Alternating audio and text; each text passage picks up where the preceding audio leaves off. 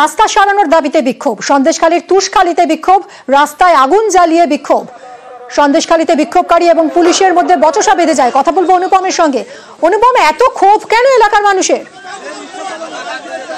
দেখো, এই যে সন্দেশখালীর যে তুষখালী থেকে মণিপুর পর্যন্ত যে 10 কিলোমিটার রাস্তা, সেটা দীর্ঘ 15 বছর ধরে বেহাল এবং এই রাস্তা দিয়ে গর্ভবতী মহিলা থেকে শুরু করে স্কুলের ছাত্রছাত্রী, এলাকার মানুষ, বৃদ্ধ সবাই যাতায়াত করে এবং প্রতিনিয়ত দুর্ঘটনা ঘটে। এমনকি গর্ভবতী মহিলাদের প্রসব হয়ে যায় রাস্তায়, এমনটাই কিন্তু অভিযোগ করছে এলাকার মানুষ।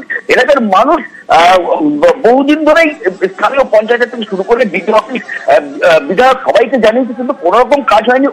পরবর্তীতে আজকে তারা প্যান্ডেল করে রাস্তা অবরোধ করে আগুন জ্বালিয়ে তারা এই বিক্ষোভে সামিল হয়েছে এবং তাদের যেটা দাবি, এই যে প্যান্ডেল যারা করেছে সেই প্যান্ডেল থেকেও তৃণমূলের স্থানীয় কিছু দুষ্কৃতী তারা মারধর করেছে এবং স্থানীয় সন্দেশখালী থানা পুলিশ ঘটনাস্থলে গিয়ে বিক্ষোভ তোলার চেষ্টা করে, কিন্তু পুলিশের সঙ্গে বচসা শুরু হয়। পরবর্তীতে বিক্ষোভের তাজ দেখে কিন্তু পুলিশ সেখান থেকে সরে আসতে বাধ্য হয় এবং চলছে।